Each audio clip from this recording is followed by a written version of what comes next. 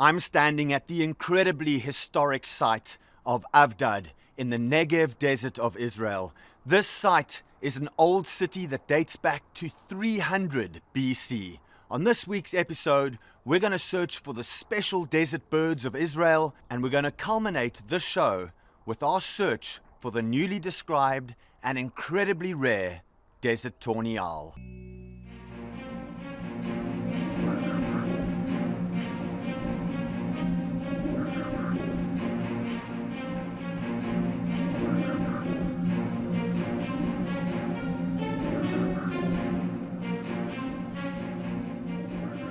The Negev Desert of southern Israel, a tapestry of geological wonder.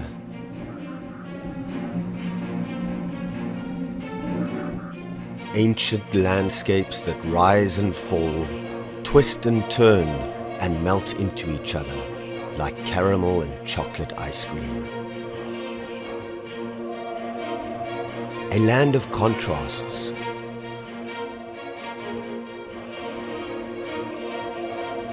All at once, beautiful and barren, hostile yet strangely inviting. At first glance, devoid of life. But spend some time here and the desert unlocks its vitality. A remote haven thriving with animals, large and small.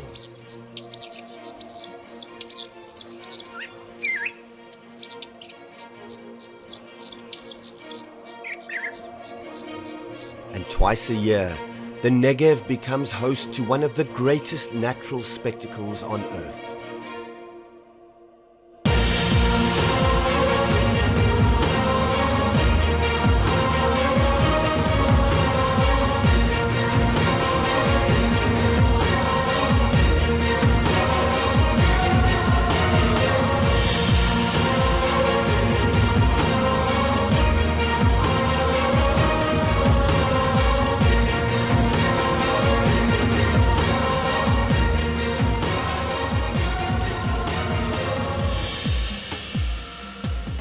Winged migration like no other. 500 million birds funneling through the Negev like countless grains of sand through an hourglass.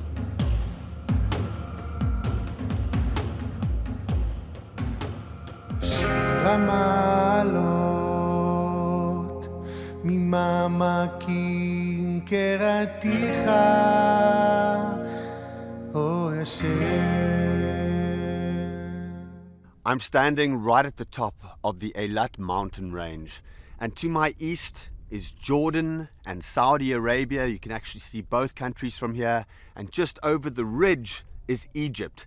And this place is one of the best raptor watching migration spots in the world.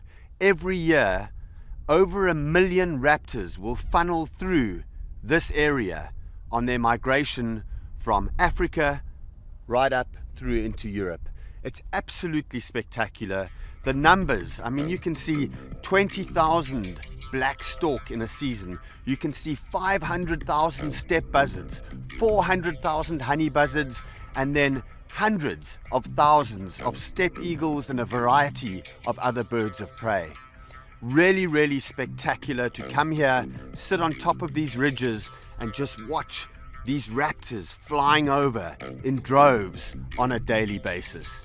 This is Eilat, one of the best migration spots in the entire world.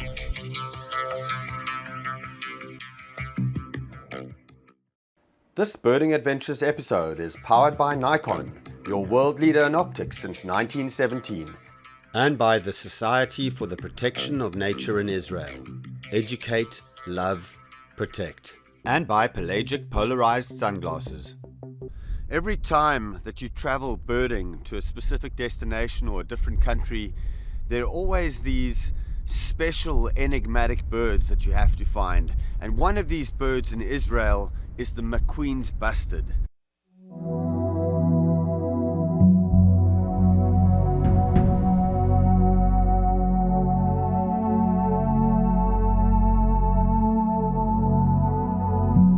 for most of the year, the Negev receives little to no rain.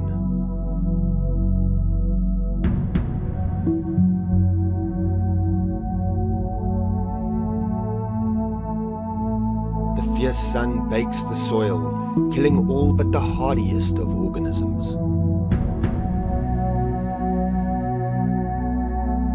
This parched landscape is a tough place to eke out a living.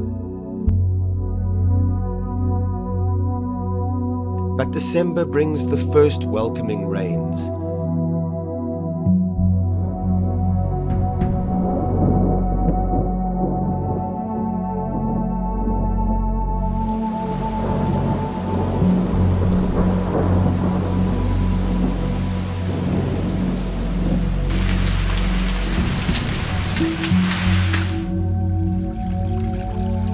Several months, the desert is transformed as life-giving grasses and flowers sprout in abundance.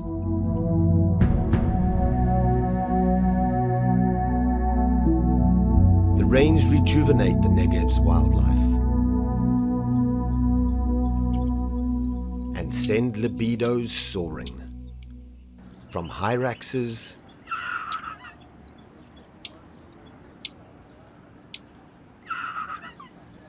to sandgrouse.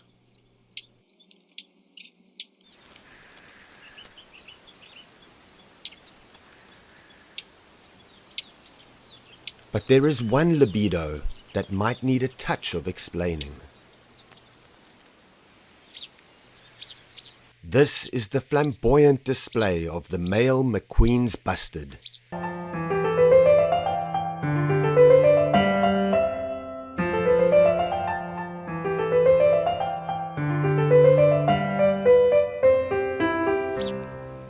This particular male returns to the same courtship stage year upon year to dance for the ladies.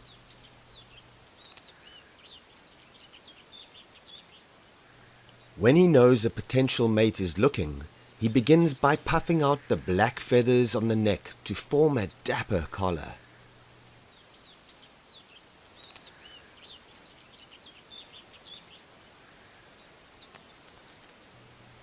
Then the male erects the white quills and bends his neck backwards into an S shape, resting his head on his neck and strutting forward with carefully measured steps.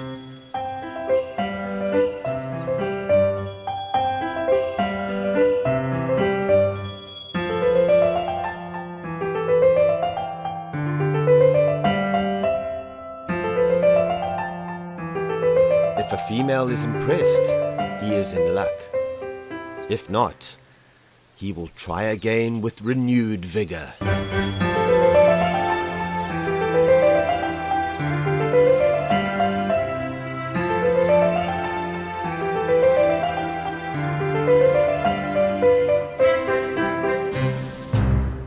Unfortunately, the numbers of McQueen's bustards have declined drastically in the last 20 to 30 years, with some estimates right up to 50% of the global population due to the manipulation of habitat, but more importantly, illegal hunting of McQueen's bustards. A tragic story was in 2014 when a prince of some royalty in the Middle East went out on a hunting expedition for 21 days and shot 2,100 McQueen's bustards. That's 100 of these special birds a day. And of course, with cars being able to drive really close up to the lekking grounds or the communal staging grounds for these birds, it's made it a lot easier for these hunters to gain access. And something really needs to be done to stop the slaughter of this, one of Israel's most beautiful birds.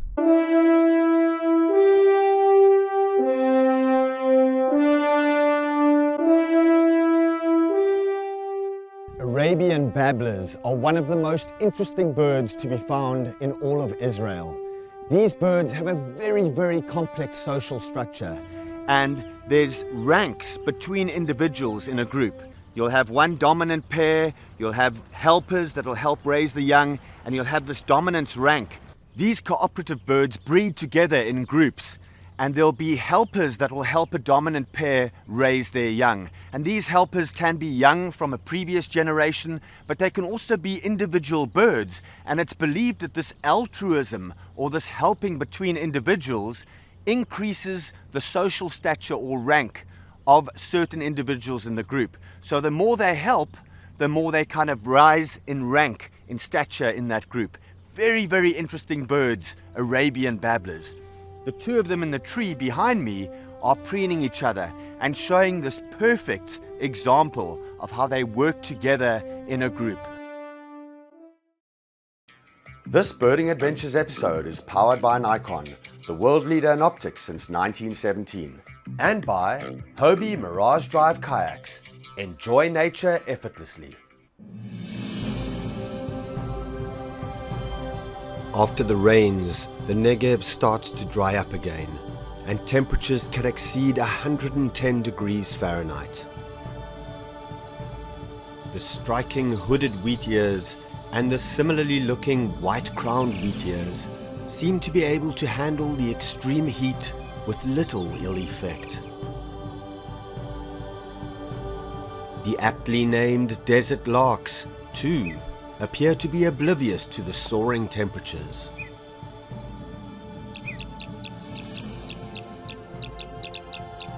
Other resident birds like green bee-eaters get some respite by sheltering in the vegetated wadis or dry riverbeds.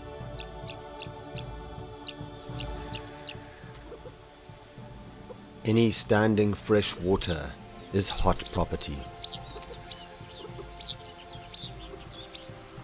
Crested lark, chukka partridge and pale rockfinch flock to the life-giving water that remains.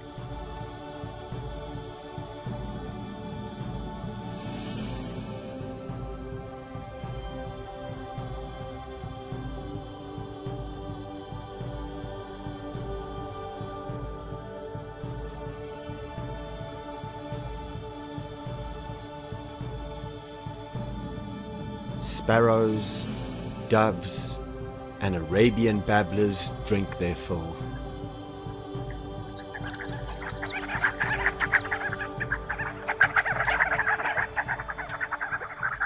The desert is home to several species of hardy but seldom seen birds called sandgrouse. And the best way to see these birds is to wait at a place that they come to faithfully once a day.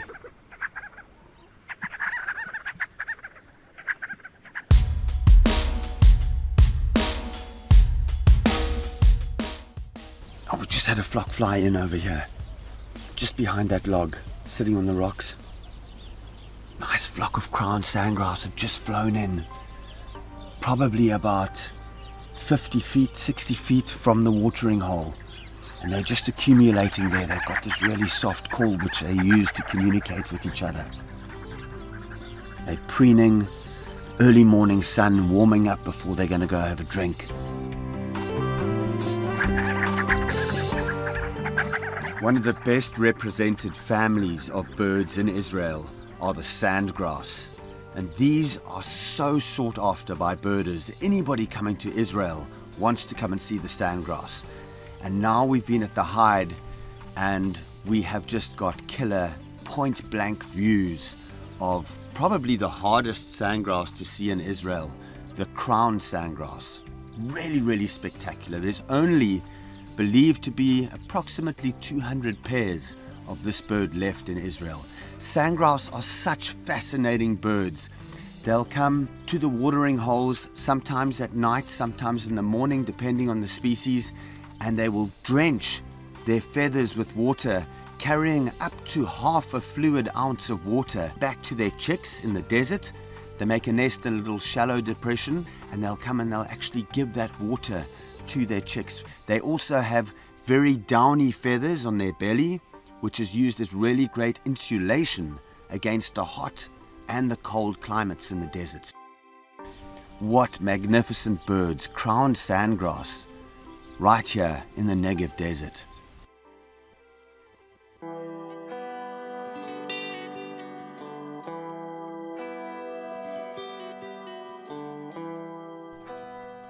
One species of sandgrass that is seldom seen during the day is the nocturnal Liechtenstein sandgrass. During the daylight hours, the brightly patterned males and drab females rest up under sparse vegetation and only emerge after dusk to drink.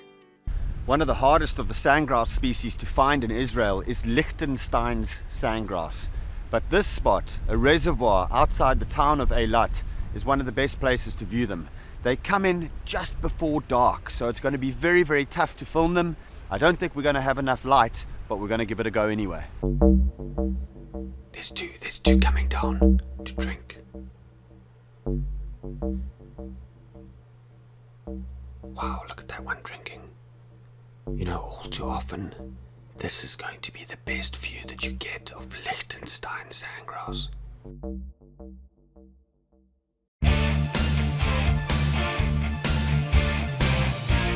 This Birding from the Edge segment is brought to you by Nikon, manufacturers of the Edge line of optics. I'm floating in the Dead Sea. Such a magical sight in Israel. From here, we're going in search of desert tawny owl. But for now, I'm going to wallow in one of the saltiest bodies of water on Earth. This is Birding from the Edge. This Birding Adventures episode is powered by Nikon, your world leader in optics since 1917, and by the Israel Ministry of Tourism. Israel, land of creation. I'm in Hatzava, in eastern Israel, close to the Jordanian border, and I'm very humbled to be here with Hadoram. Humbled because tonight we're going looking for a very, very unique owl, the desert tawny owl. And I'm humbled because it has this man's name. This owl is Strix Hadorami.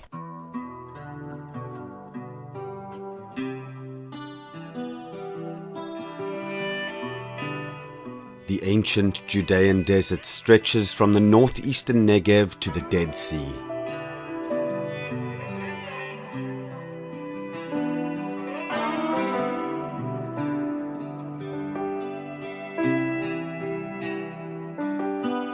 מה נשתנה הלילה הזה מכל הלילות? After the sun goes down over the breathtaking landscape and the moon rises eerily over the still mountains, the remote desert canyons unlock a fascinating secret. For this is the haunt of the desert tawny owl, a bird mentioned in the Bible and early Hebrew scriptures, but only described to modern science in early 2015. Our team spent several nights in the desert searching for this mysterious owl until our recordings were answered by a distant call. The desert tawny owl has been a victim of mistaken identity for over 130 years. In the late 1800s, two ornithologists collected two specimens of owl, and they both described this species as Hume's owl. Now, over 100 years later, finally, desert tawny owl is found to be significantly different from Hume's owl. Over 10% of its genetic makeup is different to the Hume's owl species. After all these years, finally, desert tawny owl assumes its rightful place with full species status. You know, the other name for this owl is Lilith, and Lilith means the wife of the devil or spirit of the night. And this haunting call that comes from these canyons in eastern Israel is something that you'll never forget. Wow, Hadoram, that was just incredible to see a bird of which there's only probably about 200 birds in Israel, right? Yeah, that's right, yeah. What an incredible bird, wow. Well, James, relax, because I'm more excited, you know, because this was really rare scene. Normally this bird is much higher, and today we got the absolute best view with a group in 20 years. I mean, it's amazing. And actually, I'm jealous of you because I didn't brought my video camera today, and you got the first ever video film of the species you break all record, and I'm really jealous but happy for you, James. I will never forget this moment. To get the first video footage of this bird ever recorded is something very, very special. Come to Israel and experience the magnificent bird life of this incredible country. Thank you so much. Our golden bird for this episode, Strix Hadourami.